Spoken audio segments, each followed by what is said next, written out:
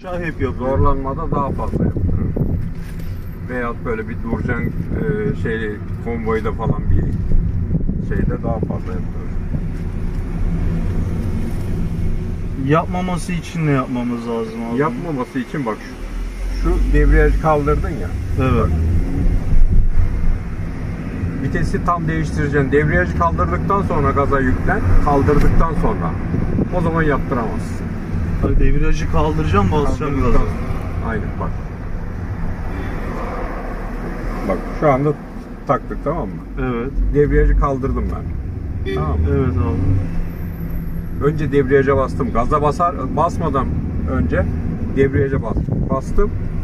Gazı tamamen bırakıyorum. Şimdi duyamıyorsun bak. Normal kullanayım şimdi bir de. O zaman duyarsın.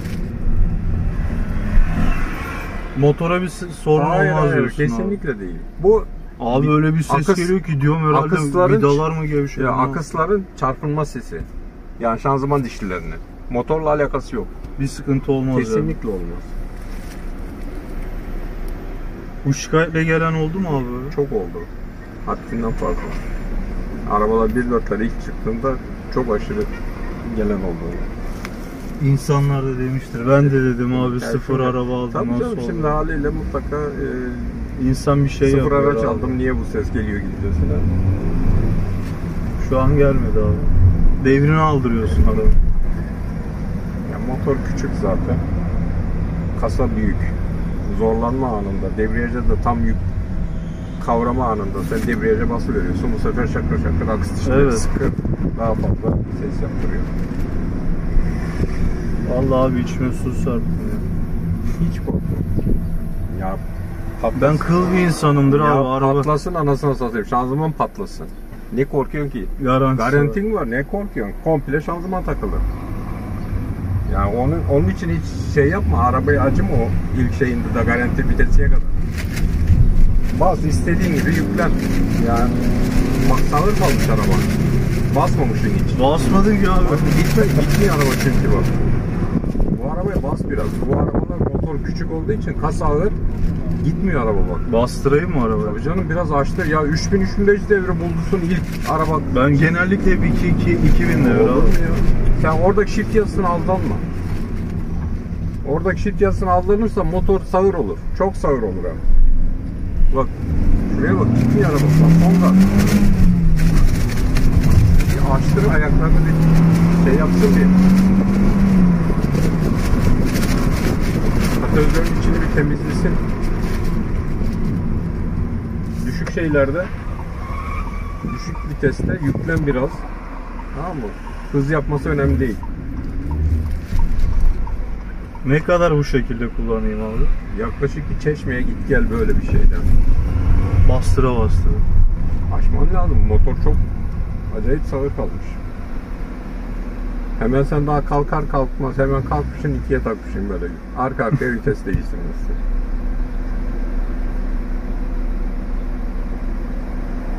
Bir tane içeride var bak. 1.4 var. 4000 kusurlarda herhalde o da. Onda da cartlama vardı viteste. Ona bir bindim. Şimdi bir ona bin, bir de senin arabaya bin. Sen dersin o araba sanki 1.6. İkisi aynı bir baba. Aradaki farkı göreceksin ya. Çeşme'ye git gel diyorsun yani abi. Biraz bağırttır. 3-4 yani 3500-4000 devir. Her seferinde bir ilk kalkış bir hızlansın. Yüksek devirde vites değiştir. Anladım.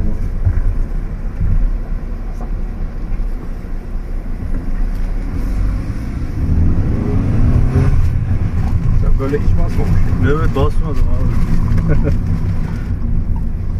Ne yalan söyleyeyim. Yani şimdi, ben de o shift yazısına aldanıyorum abi. Bir de diyorlar vites aralığı kısa. Az yakacak diye o şekilde şey yapma. Böyle az yakacak değil abi. Böyle daha fazla yaksın. Böyle daha fazla yakıyor. Önce bir araba kendini toparlasın. Yükünü alsın yani bir hızlansın, koşmaya başlasın. Ondan sonra vites değiştir arkadan. Birinci vites aralığı 3500 yani 4000 3500'den aşağı değiştirme kesinlikle. Bak. Buralara kadar geleceksin her seferinde.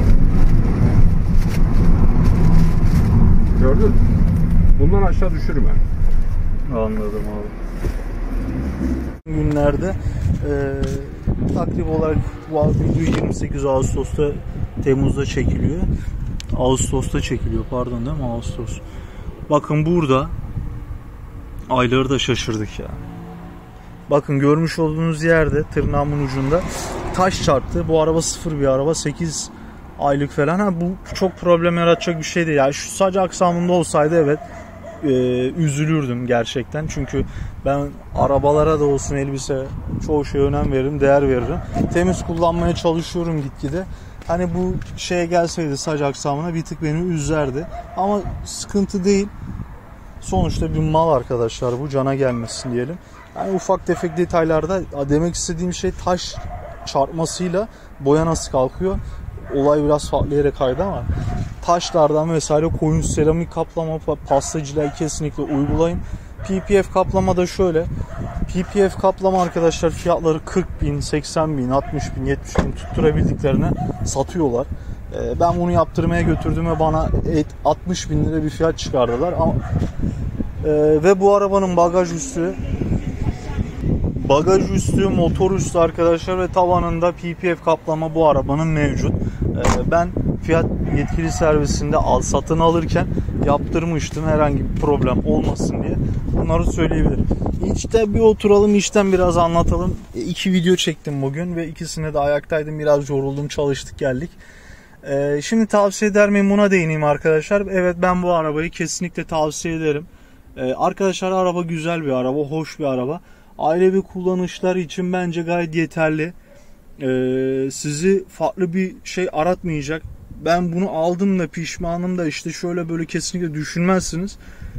Düşündürtmez sizi. Çünkü bir yere gittiğiniz zaman kesinlikle arka tarafa çok rahat bir şekilde 3-4 kişi oturur. Özellikleri olsun, cruise control, Android Auto, Apple CarPlay. Şu görmüş olduğunuz ortadaki ekran arkadaşlar 2 kişi aynı anda telefonuyla bağlanabiliyor. Bu da çok güzel bir özellik. Çoğu zaten lüks dediğimiz arabalarda bile olmayan özellikler. Ne bileyim bu krom detaylar, piyano bilek detaylar, ön göğüslük bu arada komple deri arkadaşlar. Plastik gibi duruyor ama deri. Ben geçen gün uğraştım silerken ben arabayı aldım 6 aydır ben bunu plastik sanıyordum. Meğersem deriymiş. Bunu da anlatayım. Bir gün denize gittim, arabayı bıraktık arkadaşlar sahil kenarında ve o göğüslüğün hafif böyle sıcaktan böyle hafif şiştiğini fark ettim.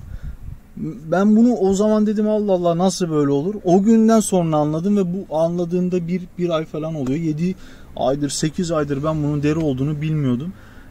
Meğersem deriymiş şu ön göğüslük. Acayip bir şey yani, plastik gibi duruyor ama deriymiş. Bu nasıl anlamadım bilmiyorum. Pek elimi oraya sürtmedim, belki ondandır. Çünkü kapı içleri de bir şey gibi duruyor. Deri gibi süs verilmiş ama kapı içleri plastik arkadaşlar. Şurası kumaş, kapı içi plastik, krom detaylar ve şu acayip olan şey bunun içi de deri. Şu kısım deri arkadaşlar. Bunu söyleyebilirim. Direksiyon simidimiz deri, vites topuzu deri, göğüslükleri, kapı içine sadece o gösterdiğim yer deri. Onun haricinde koltuklarda maalesef deri, bir aksam bulunmuyor arkadaşlar. Bilginiz olsun. Böyle şurada benim bir iz varmış gibi bir şey geldi ama ona baktık. Sormak istediğiniz şeyler varsa bana sorabilirsiniz arkadaşlar. Ben yavaş yavaş böyle farklı aklıma gelen şeylerden değineyim. İç aksamı olarak arkadaşlar bu arabayı tavsiye ederim. 3-4 kişi rahat bir şekilde arka tarafta rahatlıkla oturabilirsiniz. Bunun kesinlikle garantisini verebilirim. Arka tarafta, ön tarafta dikiş yani 5-6 kişiyi rahat alıyor. Çünkü siz Tofaş'a da farklı arabalarda küçümsemek gibi değil. Sadece küçük olduğu için örnek veriyorum. Binebilirsiniz. Bende bir de Renault Clio var. Ben o arabaya da 5 kişi biniyorum ama ben rahat edemiyorum yani. Rahat sıkış tepiş gidiyorsunuz ama bu arabada öyle bir şey yok. 5-6 kişi rahatlıkla biner ve gider. Herhangi bir rahatsızlık durumu da söz konusu olmaz arkadaşlar. Bunu kesinlikle söyleyebilirim. İç aksamında arkadaşlar görmüş olduğunuz gibi klima detayları ön tarafta mevcut.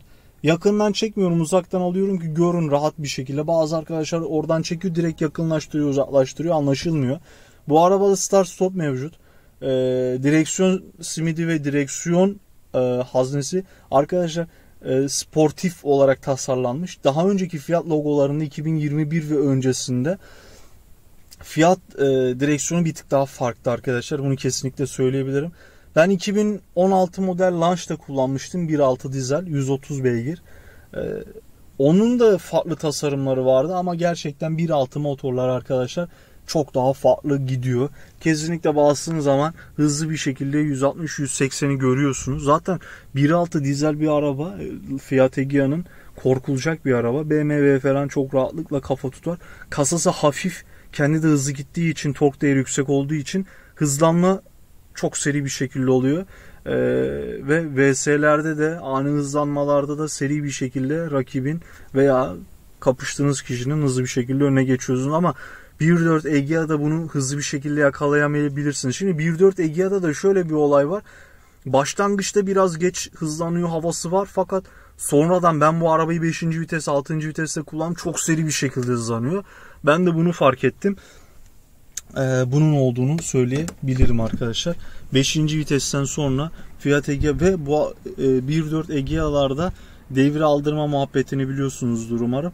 Devre aldırdığınız zaman araba gerçekten çok seri bir şekilde hızlanıyor ve seri bir şekilde gidiyor. Örneğin sollama yaparken bu arabayı 60'ta giderken 4. viteste birini sollarsanız zor olur. 3'e çekip 60'ta sollayacaksınız. Bunu bilmeniz, hissetmeniz gerekiyor. Baştan ben de pek bilmiyordum, önemsemiyordum. Ya işte gitmiyor falan gibisinden çok muhabbetler vardı. Evet, bu araba basıncı biraz yakıyor. O yakışta ben bu arabayı rodajlı olduğu diye tahmin ediyorum. Daha henüz şeyinden çıkmadı bu araba. Çünkü ben bu arabayı çok fazla kullanmıyorum. İşte sağa tatile giderim, sola geçer ormana giderim, ne bileyim mangal yapmak için, denize girmek için gittiğim yerlerde kullanırım ve araba şu an 2425 kilometre. Kilometre değeri çok düşük ve bu arabanın motoru henüz de açık değil. Çünkü uzun mesafelerde bu arabayla bastıramadım. Şöyle dolu dolu bir bastırıp gidemedim. Bu yüzden yakıt litre değeri de yüksek gibi geliyor. Ama farklı yorumlarda görmüş olduğum yakıt litre değeri çok daha düşük. Onu söyleyebilirim. Arkadaşlar kanalıma abone olarak bana destek olabilirsiniz. Allah'a emanet olun. Sevgi ve sağlıcakla kalın inşallah.